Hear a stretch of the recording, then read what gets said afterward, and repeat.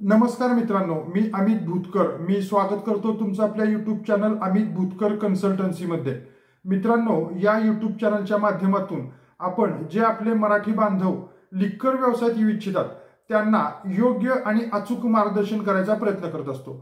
मित्रांनो, आपल्या एका ग्रुपमध्ये असा एकानं कमेंट टाकलेली आहे की FL2 सरेंडर लायसन कुणाला पाहिजे असल्यास संपर्क करा आणि फोन नंबर दिलेला आहे.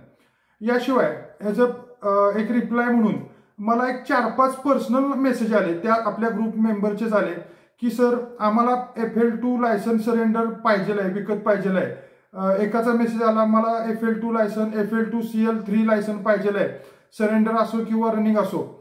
तर आता ह्या सगळ्यांना पर्सनली फोन करून समजावून सांगणं शक्य नाहीये की सरेंडर लायसन काय असतं, त्यात काय धोके आहेत आणि काय आहेत. मित्रांनो, आज तुम्ही ह्या आपल्या यूट्यूब चॅनलला फॉलो करता आणि आपल्या फॉलोवरची, कुठल्याही फॉलोवरची अशा प्रकारची फसवणूक का म्हणतोय ते तुम्हाला पुढे कळलंच, होता कामा नये. भले तुम्ही लायसन काढा न काढा, तुम्ही माहिती घ्यायला आले असा किंवा जे काही उद्देशानं तुम्ही मला फॉलो करत असाल, इन्स्टावर असाल, फेसबुकवर असाल किंवा यूट्यूब चॅनलला असाल किंवा तुम्ही आपल्या व्हॉट्सॲप चे मेंबर असाल, आपलं ॲप तुम्ही डाउनलोड केलं असेल, आपल्या वेबसाईटची तुम्ही माहिती वापरत असाल, कुठल्याही मार्गाने माझ्याशी तुम्ही कनेक्ट असाल आणि तुम्हाला परमिट रूम तुम्हाला काढायची इच्छा असू दे, मग ते निघू दे किंवा न निघू दे हा नंतरचा विषय. परंतु फसवणूक कुठल्याही प्रकारची होता कामा नये या उद्देशानं मी आजचा हा व्हिडिओ बनवत आहे. तर मित्रांनो, आपण मूळ विषयाकडे येऊया की आपल्या एक व्हॉट्सअप ग्रुपवरती एकानं कमेंट टाकलंय की सरेंडर FL2 सरेंडर लायसन पाहिजे असेल तर माझ्या संपर्क करा. तर मला पर्सनल मेसेज आले की मला पण पाहिजे सरेंडर लायसन तुमच्या थ्रू. मित्रांनो, सरेंडर लायसन म्हणजे काय लक्षात घ्या. आता समजून चला, आता परमिट रूम बिअर बारचं लायसन गव्हर्नमेंट इश्यू करतं, बिअर शॉपीचं लायसन इश्यू करतं, FL1चं लायसन इश्यू करतं, CL2चं लायसन इश्यू करतं. हे लायसन तुम्ही काढलं, कुठलंही लायसन हे तुम्ही काढलं आणि काळाच्या ओघानं ते लायसन तुम्हाला चालवणं शक्य नाहीये, तर ते लायसन गव्हर्नमेंटला परत सुपूर्त करायचं असतं. लक्षात घ्या. आता परमिट रूम बिअर बार ही जी मी 4 लायसन सांगितली आणि अजून काय फॉर्म ई आहे, अजून बरीच 1-2-4 प्रकारचे लायसन गव्हर्नमेंट अजून इश्यू करत आहे. याच्या व्यतिरिक्त जी बंद झालेली लायसन आहेत ती म्हणजे कुठली, FL2 आणि CL3. FL2 म्हणजे वाईन शॉपचं लायसन आणि CL3 म्हणजे देशी दारू किरकोळ विक्रीचं लायसन. सरकार मान्य देशी दारूची दुकान असं आपण काळा पांढरा बोर्ड जो बघतो, त्या ठिकाणी देशी दारू लूज स्वरूपात किंवा प्यायला तिथे मिळते, देशी बार त्याला म्हटलं जातं, ते म्हणजे CL3. आणि FL2 म्हणजे वाईन शॉप, जे आपण जाता येत्या रस्त्यानं बघतो, अमुक अमुक वाईन्स वगैरे, तर ते वाईन शॉप. ही लायसन गव्हर्नमेंटनं 1972 साली द्यायचं बंद केलं आहे. म्हणजे आज 52 वर्ष झाली आहेत की FL2 CL3 हे लायसन मिळत नाहीत. मग काही लोक अशा प्रकारचं सांगतात की आमच्याकडं सरेंडर केलेलं लायसन आहे, ते आम्ही तुम्हाला स्वस्तात मिळून देऊ. मग त्यांची ते सांगतात आमची मंत्रालयात ओळख आहे, आमची कमिशनर ऑफिसला ओळख आहे, तिथं आमच्याकडं काही FL2चे सरेंडर लायसन आहेत, ते तुम्हाला आम्ही थोड्या पैशामध्ये स्वस्तामध्ये मिळवून देतो. मित्रांनो, आता आधी समजून घ्या की सरेंडर लायसन म्हणजे काय. तर आता मी जसं सांगितलं की ज्यावेळेस तुम्हाला लायसन इश्यू होतं, आता ज्यावेळेस हे वाईन शॉपचं लायसन त्या ठराविक पार्टीला इश्यू केलं असेल आणि काळाच्या ओघानं त्याला ते चालवायला जमलं नाही, तर ते लायसन त्यानं सरेंडर करायचं असतं. आता जसं लायसन काढण्याची प्रोसिजर आहे, लक्षात घ्या, लायसन काढण्याची प्रोसिजर, बारची प्रोसिजर तुम्ही बघताय, तुम्ही ह्या चॅनलला फॉलो करत असाल तर तुम्ही ती समजून घेऊ शकता किंवा आमच्या ऑफिसच्या नंबरला, जर तुम्ही आमचे व्हॉट्सअप ग्रुपचे मेंबर असाल तर प्रिया मॅडमच्या नंबरला तुम्ही फोन करून परमिट रूम बिअर बार काढण्याविषयीची सर्व माहिती घेऊ शकता. तुम्ही तिथं ग्रुपमध्ये जावा व्हॉट्सअपच्या आपल्या, आणि त्या ग्रुपची लिंक मी खाली या डिस्क्रिप्शनमध्ये देत आहे. तुम्ही त्या ग्रुपला जावा आणि त्या ग्रुपच्यावर टिक केलं तर तुम्हाला ॲडमिनमध्ये माझं नाव दिसेल, आमच्या मानसी मॅडम आहेत ज्या फाईल क्लोज करतात, आणि प्रिया मॅडम आहेत ज्या माहितीची देवाणघेवाण करतात जनरली बेसिक माहितीची. तर तुम्ही प्रिया मॅडमला कॉन्टॅक्ट करा, तुम्हाला परमिट रूम बिअर बारची, बिअर शॉपी काढायची माहिती, प्रोसिजर सगळे विस्तारानं त्या समजावून सांगतील. असो, तर जसं परमिट रूम बिअर बार काढायची एक प्रोसिजर आहे, तसं हे लायसन सरेंडर करायचं, समर्पित करायचं, शासनाला परत द्यायची पण एक प्रोसिजर आहे. मित्रांनो, आज मला सांगा, एक वाईन शॉपचं लायसन एखाद्यानं काढलेलं आहे ज्याची किंमत काही करोडमध्ये, आता मी आकडा सांगत नाही तरी पण सांगतोय, असू दे, साधारण 10 CRचा आकडा सध्या बोलला जातोय, 10 CRचा. ठीक आहे. जे जनून आहेत, जनून लोक जे आहेत, म्हणजे खरोखर लायसन आहे, खरोखर द्यायचं आहे, ते साधारण 10च्या पुढंच बोलतायत, 10 CRच्या पुढं, आत नाही. ठीक आहे. तर हे लायसन एवढ्या मोठ्या किमतीला विकलं जातंय, तर हे शासनाला समर्पित कोण करलो? शासन काय त्यांना पैसे देतं का? नाही, शासन त्यांना काही देत नाही. उलट समर्पित करायची प्रोसिजर फॉलो करावी लागते. पहिल्यांदा तुम्हाला संबंधित SP ऑफिसला तुम्हाला पत्र द्यायला पाहिजे की असं असं मी समर्पित करत आहे. मग तिथनं जसं नवीनचं प्रकरण खाली येतं दुय्यम निरीक्षक साहेबांच्याकडं, तशा प्रकारे ते समर्पितचं प्रकरण त्या विभागाच्या दुय्यम निरीक्षक साहेबांच्याकडे येतं.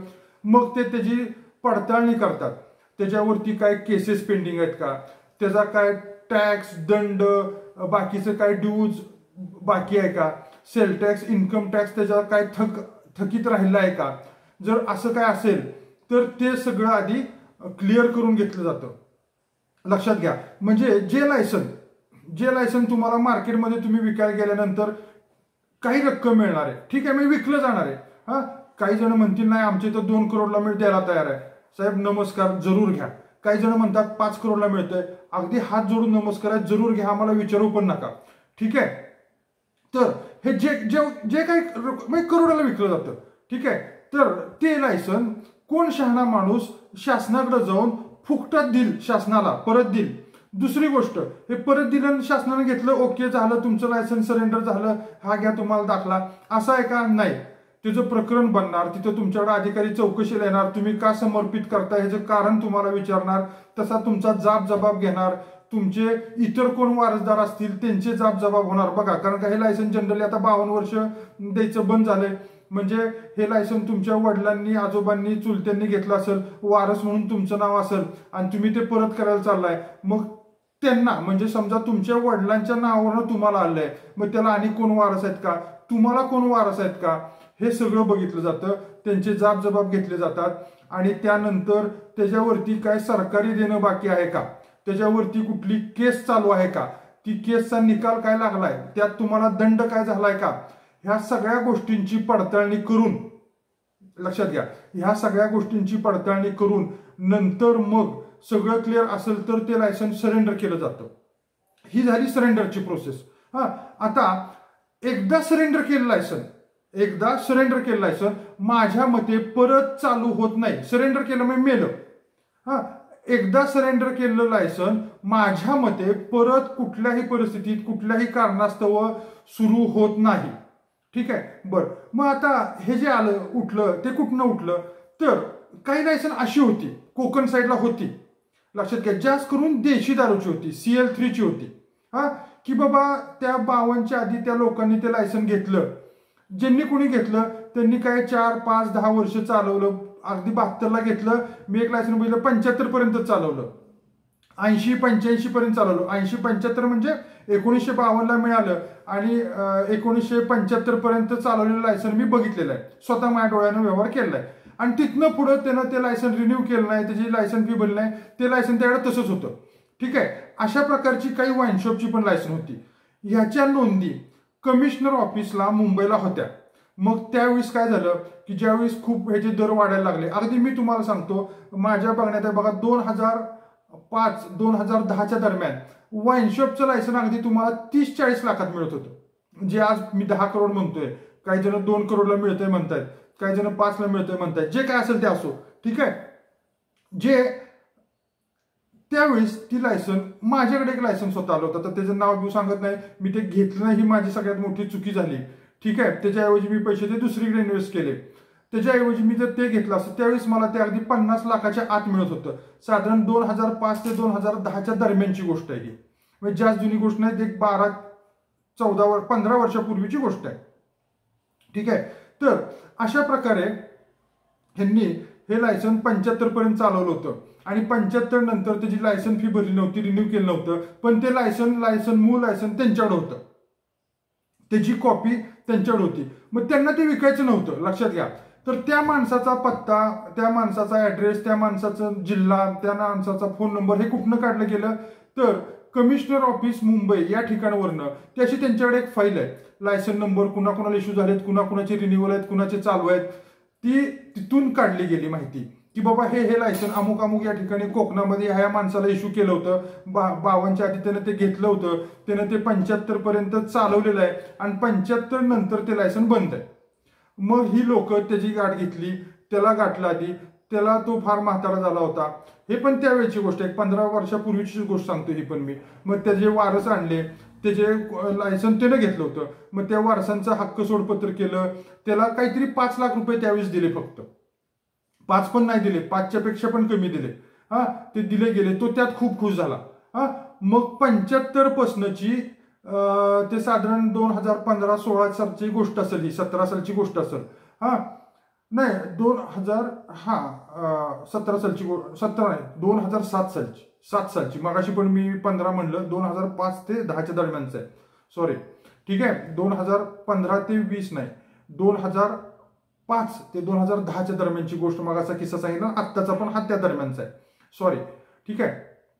तर त्याला ते 2-5 लाख रुपये दिले गेले, त्याच्या वारसांचे सोडपत्र केलं गेलं आणि ते लायसनची 2005 पर्यंतची लायसन फी सगळी व्याजासकट भरली गेली. व्याज आहे 24%, म्हणजे दर शेकडा 24% व्याजदरानं त्याचं कॅल्क्युलेशन केलं गेलं. ती सगळी लायसन फी 75 पासनची 2005 पर्यंतची, म्हणजे जवळपास 30 वर्षाची लायसन फी, जवळपास ती व्याजासकट 25-30 लाख झाली, ही भरली गेली. आणि नंतर ते दुकान जिवंत करून ते दुकान शिफ्ट करून घेण्यात आलं आणि मग ते दुकान चालू झालं. तर काही दुकान अशी चालू झालीत, काही वंशपाशी चालू झालीत, ज्यांनी 1952च्या आधी त्यांनी घेतलं, काही वर्ष चालवलं आणि नंतर सरेंडर नाही केलं, बंद ठेवलं, बंद पडलं. आणि हे त्यांना पण माहित नव्हतं, किंवा त्यांना असं माहित नव्हतं की बाबा ह्याची एवढी किंमत फ्युचरमध्ये जाऊन येईल, असं त्यांना पण माहित नव्हतं. मग इकडं काय जे आपले होते लोक, त्यांनी मुंबईच्या कमिशनर ऑफिसमध्ये त्या फायली नाही, ते पुस्तक चाळलं, पान ना पान चाळलं, असं थुका लावून हे चालू आहे का, हे चालू आहे का, मग हे कुठलंय, ह्याच्या सगळ्या नोंदी काढल्या गेल्या. संबंधित लोकांना भेटले, त्या ठिकाणी अख्ख्या महाराष्ट्रातल्या त्या संबंधित लोकांना भेटले. मग काही लोक जिवंत होते किंवा काही लोक त्यांचे वारसदार होते. मग ते जीवन नसताना ते लायसन, खूप ही लेंथी प्रोसेस झाली. आणि माझ्या मते आता एकही असं वाईन शॉप किंवा एकही देशी दारूचं शिल्लक नसावं, आणि अगदी असलं तर ते असं असेल की ते मालकाचा पत्ताच लागला नाही, मालकच गावला नाही. त्यांना नाव पत्ता कळलं, त्या गावी गेले, पण तो तिथनं मालक ते गाव सोडून गेलाय, ते कुठं पत्ताच नाही त्याचा. गावातल्यांना बी माहित नाही कुठे गेला, मुंबईला गेला का पुण्याला गेला का काय झाला, त्याचे वारसदार कुठे आहेत हे पण माहित नाही. आणि अशा प्रकारचं जर काय शिल्लक असेल तर असेल. माझ्या मते एवढ्या सगळ्या आजचा व्हिडिओ बनवण्यामागचं एकच कारण आहे की कुणाचीही फसवणूक होऊ नये. जे आपल्या चॅनलचे सबस्क्रायबर आहेत, आपल्या चॅनलला फॉलो करतात, त्यांची कुणाचीही फसवणूक होऊ नये, हा एवढाच एक उद्देश डोळ्यासमोर ठेवून आजचा हा व्हिडिओ बनवलेला आहे. असं कुठल्याही प्रकारचं सरेंडर किंवा हे लायसन नसतं, असं मिळत नाही, असं जर तुम्हाला कोण म्हणत असेल तर त्याला मला फोन करायला सांगा. मी तुमच्यासाठी त्याशी बोलीन आणि मी तुमचं जर खरंच असेल तर तुमचा व्यवहार करून देईन. अगदी मी बांधीला फ्रीमध्ये तुमचा व्यवहार करून देईल, माझं नॉलेज वापरून. परंतु अशा प्रकारचं कुठलंही टोकन 1 लाख रुपये द्या, 5 लाख रुपये द्या, तुम्हाला भेटून देतो, कुणालाही देऊ नका, हे असं नसतं. फसवणूक होऊ नये म्हणून हा व्हिडिओ आजचा बनवलेला आहे. एवढं बोलून हा व्हिडिओ इथंच थांबवतो. जय हिंद, जय महाराष्ट्र.